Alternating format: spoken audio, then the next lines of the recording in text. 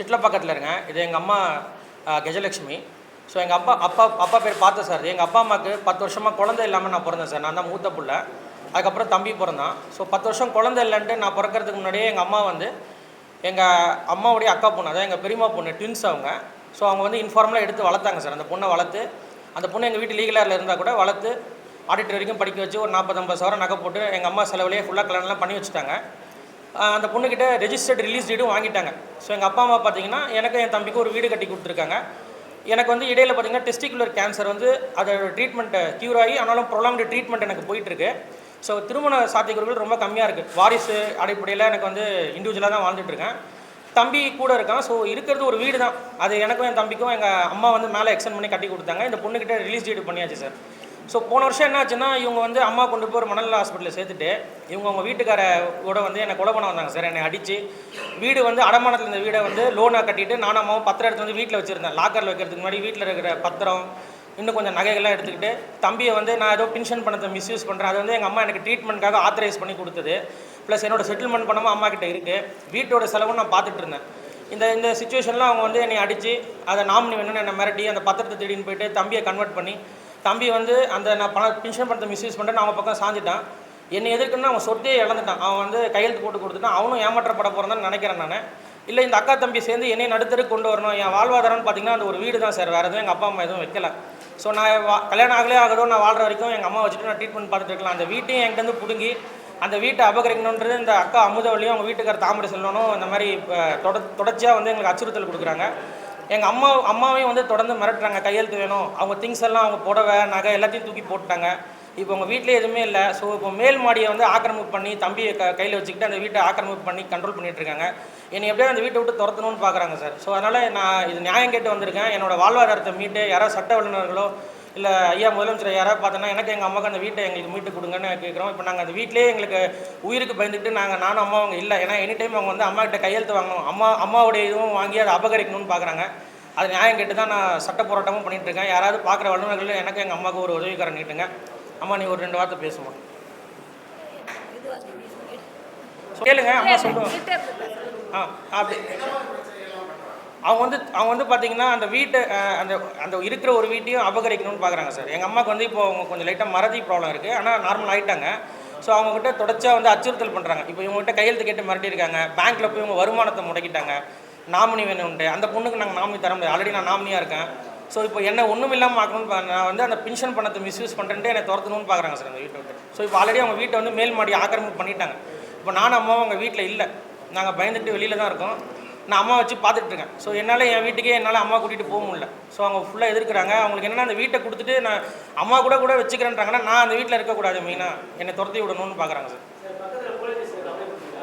நாங்கள் போய் புகார் தெரிவித்தோம். தொடர்ச்சி அவங்க மேலே அவங்க பண்ணுற அச்சுறுத்தலுக்குலாம் கம்ப்ளைண்ட் கொடுக்குறேன் சார். கொடுக்கும்போது அவங்க வந்துட்டு நாங்கள் எந்த பிரச்சனைக்கும் போக மாட்டோம், நான் வழக்கும் தொடர்ந்துருக்கேன் அவங்க மேலே.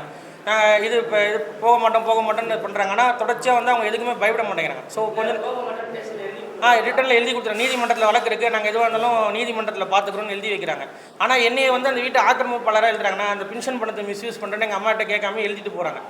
ஸோ அவங்களுக்கு வந்து அப்பப்போ எழுதி கொடுத்துட்றாங்க. ஆனால் திருப்பி வந்து தொடர்ச்சியாக பிரச்சனை கொடுக்குறாங்க. இப்போ கூட பாருங்கள், நானும் அம்மா வீட்டில் இல்லை. ஆனால் அவங்க வந்து தம்பி போர்ஷன் வந்துட்டு அந்த வீட்டையே வந்து ஃபுல்லாக அபகரிச்சிடலாம். யாரோ ஒரு தேர்ட் பர்சன் அவர் எடுத்துக்கணும். சொந்த பிள்ளைங்க எங்களுக்கு வீடு கிடையாது. ஆனால் அவர் யாரோ ஒருத்தர் எடுத்துக்கணும்னு பிளான் பண்ணுறாரு தம்பியை கையில் வச்சுக்கிட்டு. அதுக்கும் புகார் கொடுத்தேன் சார். அதுக்கு வந்து பார்த்தீங்கன்னா ஆடியோ எவிடன்ஸ் இருக்குது என்கிட்ட. அவங்க கொலை பண்ண வந்ததுக்கு சில ப்ரூஃப்ஸ்லாம் இருக்குது. அதெல்லாம் நான் சப்மிட் பண்ணியிருக்கேன். ஆனால் ஆடியோ எவிடன்ஸ் எடுக்காதெல்லாம் அவங்க மேலே ப்ரூஃப் அதெல்லாம் அவங்க மேலே கேஸ் ஆகுது, குடும்ப சண்டை அப்படின்னு சொல்லிட்டு காம்ப்ரமைஸ் பண்ணாங்க. ஸோ அதுக்கப்புறம் என்னை வந்து அவங்க மிரட்ட மாட்டாங்கன்னு நானும் நம்பினேன். ஆனால் அவங்க வந்து என்ன சொல்கிறதுனா தொடர்ச்சியாக வந்து மைண்ட் கேம், இந்த மேனிப்புலேஷன் மாதிரி பண்ணி அம்மாவுக்கு இந்த மாதிரி பிரச்சனை இருக்கிறதால தம்பியோட கண்ட்ரோல் வச்சுக்கிட்டு அம்மாவை இன்ஃப்ளூயன்ஸ் பண்ணி மொத்தமாக இவங்கள்ட்ட கையெழுத்து வாங்கிடலாம் அப்படின்ற மாதிரி சூழ்ச்சி பண்ணுறாங்க சார்.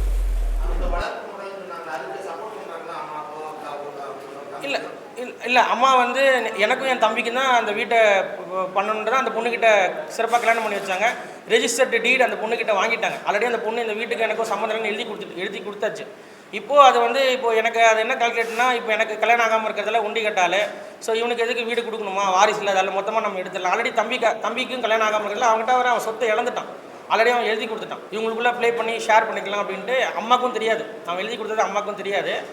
அதனால் இப்போது அந்த மாதிரி அச்சுறுத்தல் இருக்கிறதுல இவங்ககிட்ட கையெழுத்து வாங்கிட்டு இது பண்ண போகிறாங்கன்ட்டு நான் அம்மாவை கொண்டு பாதுகாப்பாக வெளில வந்துட்டேன். அம்மா வந்து என்கிட்ட சொன்னாங்க கையெழுத்து கேட்குறாங்க எங்ககிட்ட அப்படின்ட்டு. அதனால் அம்மாவை நான் கொண்டு வெளியில் இப்போ நாங்கள் சேஃபாக இடத்துல இருக்கோம். நாங்கள்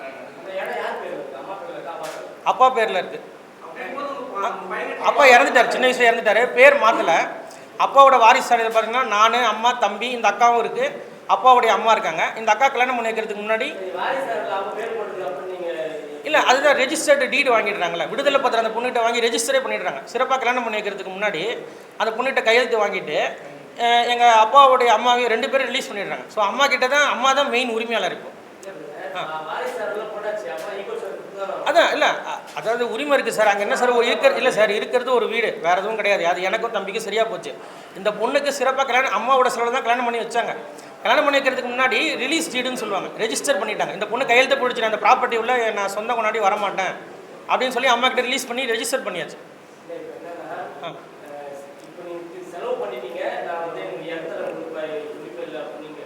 இல்லை அப்படி சொல்ல வரல சார். அதாவது அம்மாவுடைய ஃபோக்கஸ் என்ன, வீடு ஒன்று கட்டி கொடுத்துருக்காங்க, அது அண்ணன் தம்பிக்கு கட்டியாச்சு, இந்த பொண்ணுக்கு கல்யாணம் பண்ணி வச்சாச்சு, அவ்வளோதான்.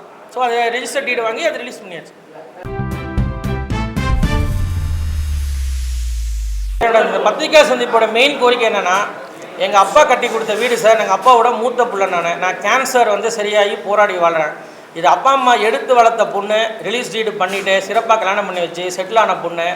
அந்த வீட்டை மொத்தமாக அபகரிக்கணும், தம்பியை கண்ட்ரோல் எடுத்து வச்சுக்கிட்டு அந்த வளர்ப்பக்கா அமுதவள்ளியும் அவங்க வீட்டுக்கார தாமரை செல்வனும் எனக்கு எங்கள் அம்மாவுக்கும் குளம்பரத்தில் விட்டுக்கிட்டு கையெழுத்து வாங்க அந்த வீட்டை மொத்தமாக அபகரிக்கணும், பேங்க் அக்கௌண்ட்டை ஃப்ரீஸ் பண்ணி நாமினி வேணும்ன்ட்டு தொடர்ச்சியாக எங்களுக்கு அச்சுறுத்தல் கொடுக்குறாங்க. அம்மாவோட திங்ஸ் எல்லாம் வீட்டை விட்டு போயிடுச்சு.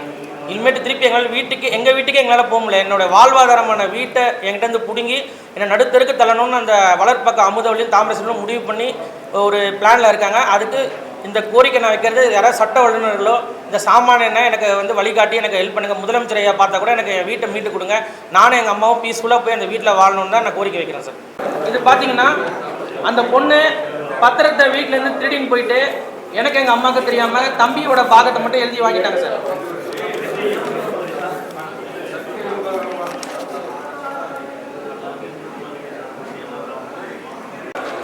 அந்த பொண்ணோடைய நகையை நான் ஹேண்ட் ஓவர் பண்ணது, அது வச்சுக்க கையில் வச்சு. இது வந்து அந்த பொண்ணோடைய நகரை நான் போயிட்டு அந்த பொண்ணுகிட்டையும் அவங்க வீட்டுக்காரர்கிட்டையும் ஹேண்ட் ஓவர் பண்ண நகை சார்.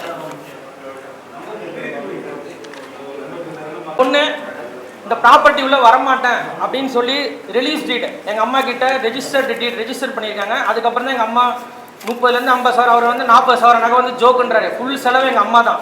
அப்படி இருந்தாலும் இவ்வளோ தூரம் படிக்க வச்சு ஆடிட்டர் வரைக்கும் லட்சக்கணக்கில் சம்பாதிக்க செட்டில் ஆகிடுச்சு. அந்த பொண்ணுக்கு இந்த வீடு வராமல் போனால் கூட செட்டில்டு ஆல்ரெடி. ஆனால் எனக்கு இந்த வீடு வந்து வாழ்வாதாரம் சார். இதை விட்ட வேறு சோர்ஸ் இல்லை.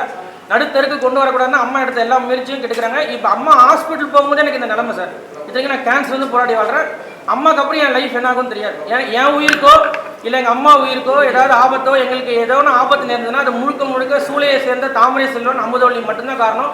என் தம்பி இதுக்கு உடந்த, அவர் வந்து சூளையிலே பெரிய ரவுடின்றார். சூளையிலேயுமே பெரிய ரவுடி. நாங்கள் ரவுடிக்கு பொண்ணு கொடுத்துட்டோமா தெரியல, விசாரிக்காமல் கொடுத்துட்டோம். நிற்க வேண்டிய கல்யாணம் அவசரப்பட்டு கொடுத்துட்டோமான்னு தெரியல, ஏதோ நல்லபடியாக பண்ணி வச்சோம். ஆனால் அந்த வீட்டை அபகரிக்கிற முயற்சியில் தான் அவர் இருக்காரு சார். இது அந்த பொண்ணு எழுதி கொடுத்தது, இந்த ப்ராப்பர்ட்டிக்குள்ளே நான் வரமாட்டேன்னு சொல்லி கொடுத்தது சார். தம்பி வந்து எனக்கும் எங்கள் அம்மாவுக்கும் தெரியாமல் அவன் சொத்தை இழந்தது. இது இவங்களுக்குள்ள ஏதாவது இவங்களுக்குள்ள டீலிங்கான்னு தெரியல. அம்மாவை ஏமாற்றி வாங்கி என்னை ஒன்றும் இல்லாமல் பார்க்கணும்னு பார்க்குறாங்களா என்னன்னு தெரியல. இது வந்து தம்பி எழுதி கொடுத்தது. இதுக்கு வந்து எனக்கு எங்கள் அம்மாவுக்கு சம்மந்தம் கிடையாது. இதுதான் வழக்கு தொடர்ந்து.